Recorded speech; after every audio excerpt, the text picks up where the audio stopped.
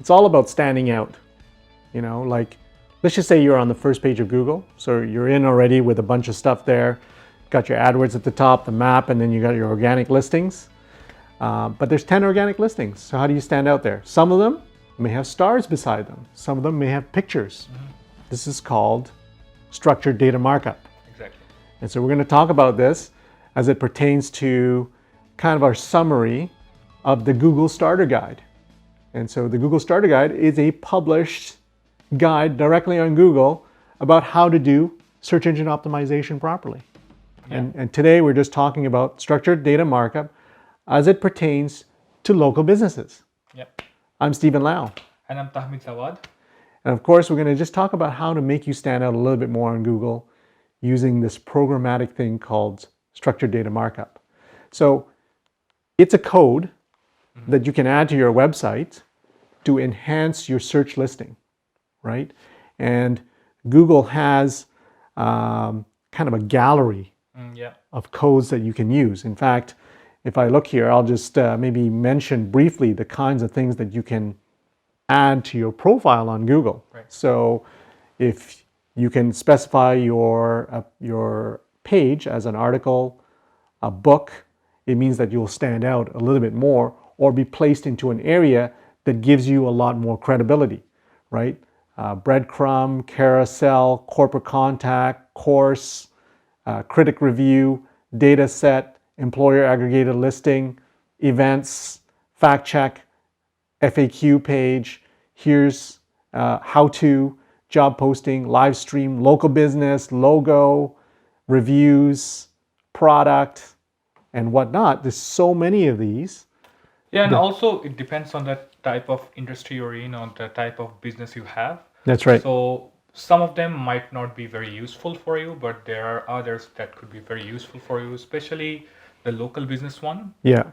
That's like super important for search engine optimization. And if you're a local business, you should have that. Then that kind of binds your Google location and your website together, and that gives you more credibility in terms of ranking in Google. Yeah, absolutely. I mean, I think that, we have a client of ours that one of the things is that this review shows up. It's always Right. 5-star, right? Right, So when someone searches, say, pool service, Right.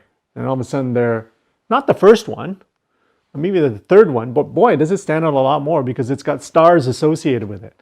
Right, and when the users or the people who are searching sees reviews, that ultimately gives them a peace of mind that this business has good reviews and I know. they're standing out from the other one, especially if the competition is very high in your local area and your industry.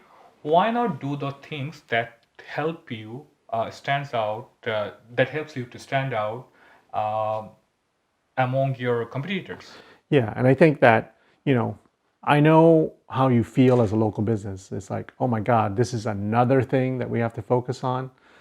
Well, it is, and competition is always fierce, right? It's good to get a client, right? But to capture that client, you have to do things that are a little bit different. But I think that a lot of people used to do things differently before, like say Yellow Pages or whatever. You spend more money there or whatever. But I think now you have to focus on your own marketing. This is just another mechanism to help you focus on your marketing, to showcase what's good about your business. Like you might have a photo that you want to show for that service. You might have specific reviews you want to show. Right. You might have written a book. Your book will show up, Right. right? So And this will actually give you a good edge, because if I compare the regular activities, the title tag optimization, content, meta description, external link building, those are things that are like more common, and everyone's doing very it. high likely that your competitors are doing the same. But this is something not very common, right? So your competitor might not be doing this, and just by doing this, you can get a good edge over your competitors in the search results. That's right. That's right. Now, already I'm thinking about some clients. It's like some clients might have like 100 pages on their Right. website. And it's like, oh my God, there's 100 of these multiplied by how many types of structured data markup.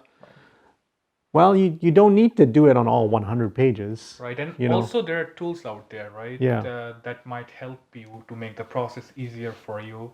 Um, there are plugins for WordPress if you're using WordPress. There are plugins for other CMS platform as well, content management platform as well. So if you're using any other, or if your website is like more programmatic, then maybe you have to write some code to do it by yourself. But for the Yes. content management system, there are tools out there already. Yes, and Google does say in the guide, it says, avoid, like if you don't know what you're doing, avoid doing some programmatic things. You Right, might right. screw up your website. Yeah.